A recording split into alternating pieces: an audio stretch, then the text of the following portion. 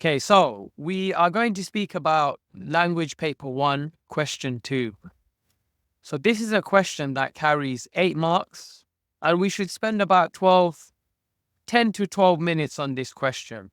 So it usually is structured in the way, how does the writer use language to so and so? So to give a perspective on something, to describe something. So our key skill here that we're focusing on is language analysis. And what that means, we're looking for keywords and phrases that attract our attention, that demand our attention. And then we are unpicking the language within this. So what words stand out to you when you're reading the extract? What phrases stand out? Why do they stand out? What ideas come to mind when you're thinking about these specific words? And one of the key things I always focus on is the connotations. So, for example, in Macbeth, we see the constant use of blood as a symbol or as a recurring motif.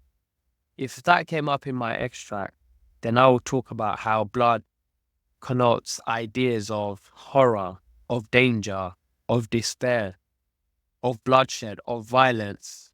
But then I'd structure that around the focus of the question. So when answering this question, I think too often students state the obvious in terms of what a word suggests, what the ideas are around the word.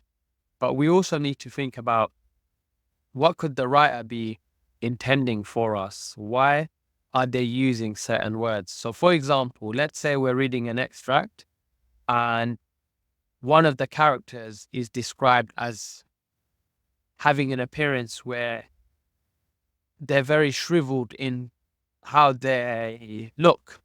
So shriveled meaning they look like they're falling apart. And then what I can then do is take that word and then identify, okay, what does shriveled tell me about this person? So the first thing is, on the surface, they come across as being weak. But then if I think more carefully about the use of this word and how we use it, often when we think about shriveled, we think about fruits. And if a fruit becomes shriveled over time, it's because it hasn't been kept in the right conditions for a long period of time, or that it's maybe approaching its expiry date, or that it's rotting away. And now if I relate this to a character, I might say that they've perhaps done some actions which are now rotting away at their core.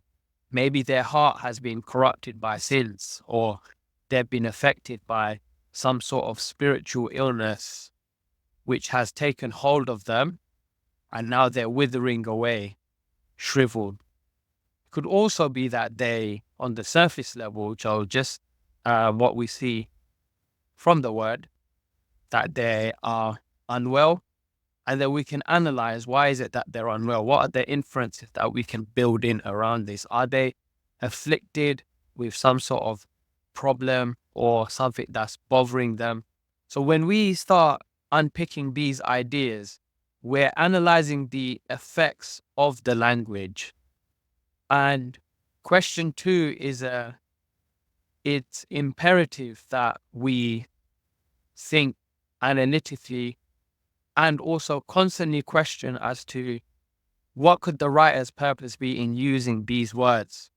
So in some cases, why might a writer use the word, let's say, vicious instead of horrible? And that could be a question we pose. And if you think about those two adjectives, they have a similar meaning, but vicious gives the idea of an animalistic element. So if I think about vicious, the word and what comes to mind, the idea of a criminal, the idea of a murderer. So not just someone who might rob people's houses. So vicious is someone who lacks morals, who lacks compassion, who's in the rank of being amongst the animals. They're not civilized. They don't belong maybe in society. So this is what we mean by vicious. And the ability to then unpick it and analyze it carefully. These are the true skills that are required to become successful in question 2. So what I would suggest is, whenever you're reading an article or a descriptive story, or even when you see newspaper articles or newspaper or news reports, think about the choice of words and what do they suggest. Think about the power of those words and why might the writer have chosen a word over another one. And when you start thinking in this way, start to analyze language. And this is what we need in order to be highly successful in terms of language analysis. I hope you benefited somewhat from that video, and there will be more where I will unpick key elements, attributes that we need to strengthen in order to become successful in this paper. Thank you for listening. Take care. Bye.